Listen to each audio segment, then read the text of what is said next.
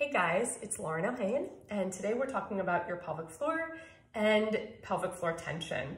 I have been working with this amazing technique of releasing pelvic floor tension, and I really want to share it with you guys today. Here's the thing about pelvic floor and pelvic floor tension. An amazing amount of people have pelvic floor tension, and it can lead to leaking. So when you cough, sneeze, run, jump, or it can also lead to or contribute to prolapse. And it can definitely make prolapse symptoms feel a lot worse. And this is also why if you have a prolapse or any sort of leaking and then you have intercourse, so any sort of penetration and then orgasm, and the pelvic floor muscles get really tense, things can feel a lot worse after. You get more symptomatic. It's not so much that you made your symptoms worse or your prolapse worse, it's just that tensing of the pelvic floor muscles is adding more tension to a system that's already too tense and doesn't love the feeling, doesn't love being that tense. So every muscle in our body, I'm going to give you a little bit of an anatomy lesson on your pelvic floor because it's so important that when you're working on relieving issues in your body that you really understand kind of the mechanism of what's going on there. Every muscle in your body has this ability to contract like this. So this is a shortening of my bicep muscle. And then I can do one of two things. I can just let my arm go, which would be just a very little muscular work happening there. Or I can let my arm go under tension, under load. And my muscle is now still working. It's still contracting, but it's contracting and lengthening. And the pelvic floor needs to have both of those really clearly. In fact, it needs to have the three elements. It needs to know how to do this tightening and shortening. We'll call it this kind of shortening as it contracts. It needs to know how to just let go, how to just release, and it needs to know how to let go under tension. And as we move throughout our day, our pelvic floor is constantly regulating the input, the load, the movement, and kind of modulating its tension according to what we're doing. When there is a dysfunction, that modulating is no longer so finely tuned. Think about, tuning to a radio station and it's like, where's that station? Where's that station? The pelvic floor is not as sharp anymore. And so what tends to happen is it loses the ability to do its functions. The functions of the pelvic floor, one of the main functions is to hold in to be able to control urine and stool, but it's also to be able to hold the organs, to prevent the organs from falling down, and in a prolapse, that's what's happened. So when the pelvic floor muscles are not functioning to their full ability, we have lost this ability to do both this and this. And the common myth is your pelvic floor muscles are weak and they are not strong enough. So to make them stronger, we need to do a lot of this. Well, think about the bicep. If you did this only to your bicep muscle all the time, what you would end up walking around like is like this. And we do get a lot of, I get a lot of clients who are very like this, especially a lot of bodybuilder types, right? And struggle to actually straighten their arms and hold their arms by their side. Their arms don't come comfortably by their side. There's often a slight bend in them, or the arms are held a little bit away from the body. That's an imbalance in the muscular system of the arms and the shoulders. And so it's the same idea. If we just train our pelvic floor muscles, kegels, kegels, kegels, right? Because often people are told they just need kegels, but kegels will just train your pelvic floor muscles to shorten and shorten and shorten. But think about it. When you sneeze, run, jump, what your pelvic floor is doing in that moment, it shouldn't actually be tightening to prevent you from leaking. What it should be doing is it should be doing this. It should be able to handle load. So let's say my arm muscle can't do that. And I lift up a ball like this and the ball comes into my hand and I can't do that. So my arm just does this all the time. It just fails. As opposed to I go to hold a weight and I go to straighten my arm and I can manage that load. In the pelvic floor, when we run, sneeze, gym, the pelvic floor should be going through this phase of contracting and then not just contracting and releasing. That's the myth. It needs to do shortening, it needs to contract lengthening, and it needs to know, oh, the job is done. I don't need you anymore. You go to open a door, the job is done, your arm muscles relax. Your pelvic floor should not always be in a heightened state of tense. And when the activity that is no longer demanding it to be modulating, then the pelvic floor should know how to just release. So we are gonna teach you, in this video, I wanna teach you the three ways to get your pelvic floor doing those, how to get your pelvic floor doing those three things, and then how to coordinate it in this one technique. So the first thing you want to be able to do in your pelvic floor, let's start with the short, okay, the shorten. So you cannot do phase 2 and 3 of this exercise unless you have contact between you and your brain and your pelvic floor. And I ask a lot of my clients, the first thing I ask them, clients who come to me with pelvic floor tension, is I ask them if they can nod their clitoris. Okay, so I ask them to have their brain contact their clitoris, and can they do a nodding action of their clitoris? And a lot of my clients cannot nod their clitoris. Now, if I were to take a mirror and sit in front of a mirror, and I've done this, and I've used a video camera, and I were to do pelvic floor contractions, I would see my clitoris also moving forward and back. You see it literally nodding. So it's not this, we're not talking like symbolically nodding, we're actually talking like the clitoris would move forward and down. So the first thing you want to be able to do in your body is get your brain to contact your pelvic floor. We can't ask our pelvic floor muscles to do something if the brain's not involved. So this video will start with the technique that you would use to get your pelvic floor to be able to nod, okay? Your clitoris to nod. So you're gonna sit on, I'm using a ball like this. It's an inflatable ball. I have it half inflated, less inflated, so a little bit more deflated. And if you don't have one of these, just be creative. You don't want anything too hard. So I'm gonna put it under my, under my entire vulva. And it might, if you have a really tense pelvic floor and your reaction to this is, ow, then obviously this is completely inappropriate, and don't use the ball at all. You can do it straight on the chair. And all you're going to do, or you can let out air, is you're gonna give your vulva a massage. So it's weird, I'm very vulva positive. I talk a lot about vulvas and clitorises and vaginas, but if, it's a little bit strange if you're not used to that. And it can actually feel really good, so I encourage you to have some fun with that too, if that's your jam. But you're just giving your entire vulva a massage. And the reason you're doing that, and there's several reasons, but one of the main reasons is just to start to form a connection from your brain to your entire vulva, vaginal, clitoral area. Okay, so we're just kind of moving forward and back. After you've done that, I'm doing it the abridged version, right? But after you've given your pelvic floor this stimulation, you remove the ball.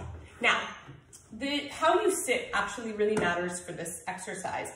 I want you sitting on your 2 sitting bones, those bony bones on either side of your anus, right? So I want you on that. If you're tucked back like this, it won't really work well.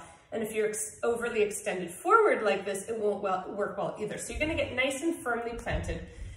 And I want you to, so if you've massaged your vulva for long enough, it should really, you should be able to, once you remove the ball, still feel your vulva. You should start to be able to feel your vulva now. And what we're going to do is we're going to utilize, most of us know where our clitoris is, so we're going to utilize that knowledge of our clitoris. When I encourage my women to, or my clients to contract their pelvic floor, so to shorten it this direction, lately I haven't been using the whole pull a marble up your vagina imagery, because I find that a lot of my clients are like, I can't even go there, or what they end up doing is squeezing their anus, which is not really what we want here. So we're gonna bring our attention to the clitoris. I hope you know where yours is. If not, you can Google it. I'm sure you'll find some great images on Google for your clitoris. And you wanna place the palm of your hand right over your whole vulva. Or you can place one of your fingers right on your clitoris. And what we're going to do here in this really slow, gentle way is you're going to start to pull your entire clitoris and vulva away from your hand. Now, in reality, is it going to really move that far away from your hand? No, we're really now working with the power of image. So my hand is here, and I'm just going to slowly begin to pull my entire clitoris away from my hand. Now, for me, my vulva away from my hand is not as great as clitoris away from finger. So I prefer placing a light touch of finger on clitoris and just pulling back. And as I do that, I imagine my entire pelvic floor is closing around my finger. And then as I release, I'm thinking about my clitoris moving forward towards the camera. So my clitoris will like be doing pulling back and moving forward, pulling back. And in my body, I can really clearly feel that pulling forward and back and forward and back. You want to begin to get that feeling. If that imagery doesn't work for you, by all means, ditch it and go back to an imagery that helps you contract your pelvic floor and release your pelvic floor. But I really want it to feel like this wave of movement. Some people really feel it's beneficial to think about rolling a marble. Like this is your, from front to back, your pelvis, from clitoris to tailbone. It's this flat, and you roll a marble back and forth from front to back. So this marble. So I want you just to, as opposed to the squeeze and lift, a lot of us engage our pelvic floor by squeezing and lifting, and that's not what you want to be doing here. So you're going to be feeling that. Once you have fostered the connection to your pelvic floor where you can come, and it might take you a week of this, it might take you 2 weeks. So you might not move on to step 2 and 3 until you get this. Okay, so now you've got this ability to do this in your pelvic floor. Yay!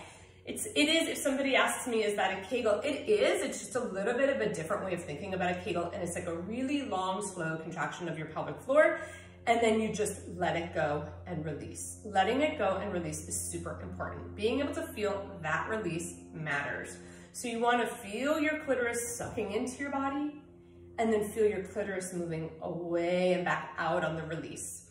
Now we layer in this fundamental technique that I wanted to teach you today. So the fundamental technique is going to be this. As you inhale, you are going, so let's all try actually something else. All I want you to do is you can put your hand anywhere on your vulva or right at the entry to your vagina. And I want you to bear down like you're pushing out a baby or pushing out a poo or pushing out something out of your vagina. Like you've got a marble in your vagina and you're pushing it up. Bear down. Feel what it's like to bear down. Okay, now if you have a prolapse and you're freaking out, you've been taught not to bear down, it's okay sometimes to bear down. Throughout your day, you probably bear down 500 times without really realizing it. So it's okay, I'm giving you permission to bear down here. So you do it once or twice just to see what bearing down feels like. Great. Now here's what you're going to do. You're going to bear down under control on an inhale. So as you, and this is very different than how you've been working if you've been doing Restore Your Core, it's okay. Just take this as a standalone exercise. So you're here. Your hand can be on your vulva if you want. I love to touch my body when I'm moving it, and I'm not, like, again, I'm not weirded out about like my vulva. Hand on your vulva, and as you inhale, you bear down with control. So it's like this long, slow bear down. It's not this, okay? Part 2 of that is that as you bear down with control, and it's happening on an inhale, you don't allow your stomach to bust out. I'm gonna get a little bit closer to the camera and show you what that would look like. My stomach busting out on that inhale would look like this. Well, it's hard when you're sitting, but. So I would inhale and bear down, and my stomach would push forward like that. That's not what you want. So what you're going to do is you're going to stay here. You're going to take an exhale, and as you exhale, you can feel your lower abdominals gently contracting in. You can stay on the chair. I'm just here for whatever. You feel your lower abdominals contracting in. Now keep that. And as you inhale, see if you can maintain a little bit of tone in your abdominals as you bear down under control. So you're going to inhale. You're not going to let your abdominals just fall out. You're going to maintain a little bit of that core control, and you're going to slowly, under control, bear it down into your pelvic floor. This is not bearing down. It's actually loading your pelvic floor eccentrically. It's fantastic. And then you exhale and you let go. That's 1 round. For this to work, for this to really be effective, this entire exercise, if you have a tight pelvic floor, should be done 3 days a week. And you want to do about 5 to 6 rounds of that. Let me talk you through it again. You're going to just sit. I'll sit back in the chair so that we're all on the same page. You're going to inhale here. I'm going to feel my vulva because I like to know what it's doing. I'm going to exhale from my lower abdominals, contract as I contract my lower abdominals. Great. Now, I'm going to keep my abdominals with some tension as I start to bear down into my pelvic floor slowly on the inhale. Now, if it's hard for you to maintain that, if it's too much to think about, forget about your abdominals staying contracted.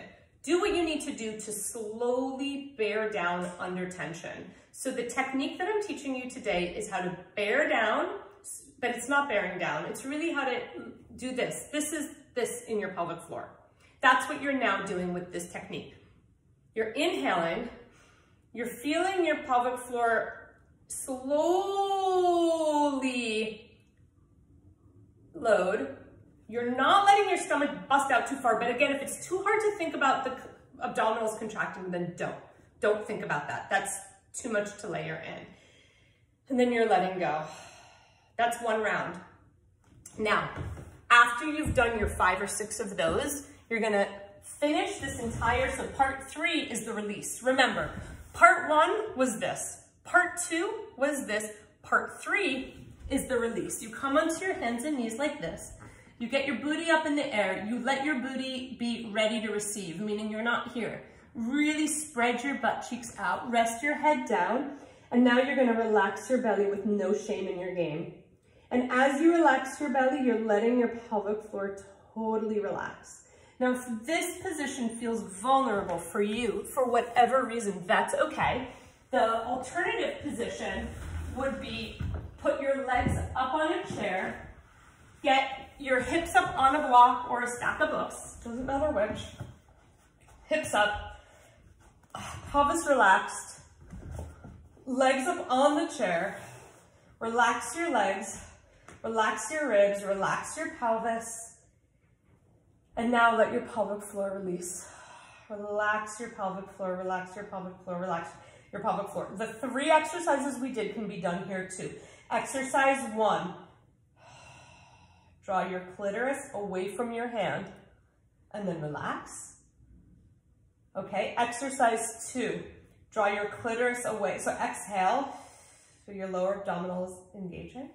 As you inhale and slowly bear down. Don't let your abdominals do this. It's easier to see what the abdominals shouldn't be doing here, right? So let your pelvic floor bear down. It's easier here for those of you who struggled with the abdominal thing sitting, right? Exhale, and then you just release. Take a moment, let your pelvic floor muscles reset, release, reset, relax, relax like a sponge letting go. Okay, do it again, 5 of them. And then you finish just by relaxing and releasing. If you're not sure if your pelvic floor muscles are released, once again, pull the clitoris into your body. Feel that, feel that, feel that, and then let it go. Let the clitoris move away from you. Let everything spread. Some people find this position really helpful for that too. On a block is really nice. Knees fall in, pelvis falls in. Everything is spread and you just relax the muscles there. So that is the technique. We are combining a bunch of elements. We are combining we're doing the contract, we're doing the release. You're training your pelvic floor in this way to really be able to handle the demands of life, what's demanded of life, the movement, the input, the load, all of that. If your pelvic floor is stuck in this one position, then getting it used to going through the phases under load is really important. So I want you to try that and I want you to tell me how that goes.